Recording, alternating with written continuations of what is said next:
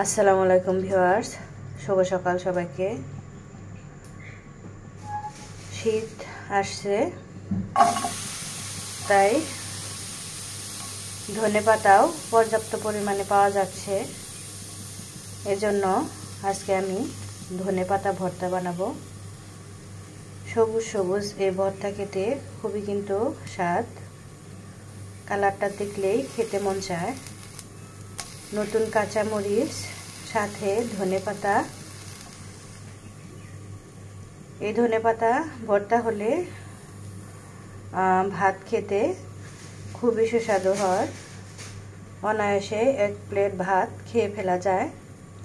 So viewers, ধনেপাতার এই বাটা আজকে আপনাদের সাথে শেয়ার করব। এই তো এই ধনেপাতা বাটার জন্য প্রথমে কাঁচামরিচগুলো তেলে নিচ্ছি। এই যে এভাবে করে মরিচগুলো টালা হয়ে গেলে এর মধ্যেই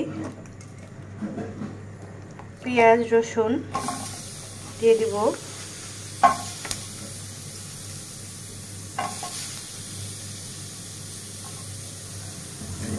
রসুনটা সবসময় দেশি রসুন দেওয়ার চেষ্টা করবেন, তাহলে বাটা ভর্তা যে কোনো কিছুর স্বাদ সুন্দর মতো পাওয়া যায়।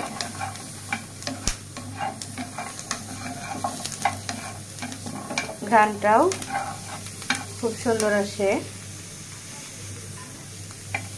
খেতেও মজা লাগে।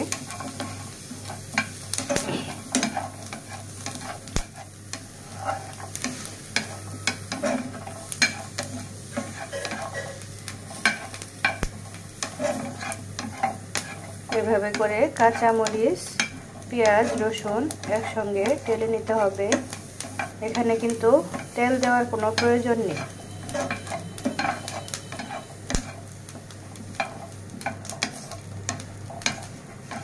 শীতের সময় এই নতুন মরিচগুলা কি যে ভালো লাগে, ভিটামিন সিতে ভরপুর, খেতেও অন্যরকম একটা সেন্ট আসে।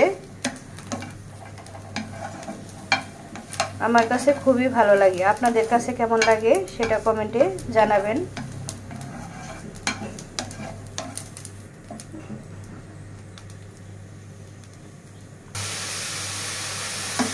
এত কাঁচামরিচ পেঁয়াজ রসুন তেলে নেওয়ার পর এখন ধনেপাতাগুলো তেলে নেব সুন্দর মতো উল্টাপাল্টা করে।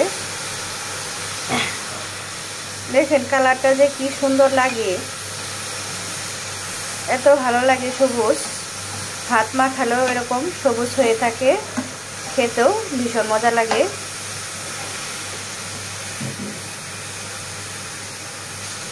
যারা যারা ধনেপাতা লাভার তারা অবশ্যই আমার পোস্টে রিঅ্যাক্ট করবেন, আশা করছি। সবচেয়ে মজার ব্যাপার হলো অনেকগুলো ধনেপাতা নেওয়ার পরেও যখন তেলে নেওয়া হবে তখন কিন্তু একদম অল্প হয়ে যাবে। দেখেন আমি কতগুলো দিয়েছিলাম আর এখন কতগুলো হয়ে গেল। এখন তো এগুলো নতুন, এই জন্য আরও একদম মিলিয়ে যায়।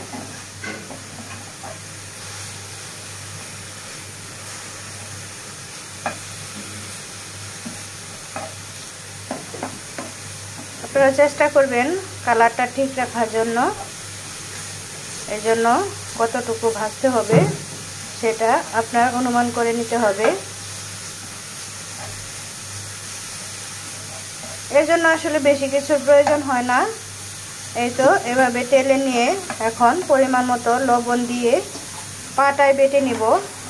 আসলে পাটায় বেটে খাওয়ার মজাই আলাদা, যতই ব্লেন্ডার থাকুক বা অন্য কিছু, পাটাতে বেটে খেতেই বেশি মজা লাগে।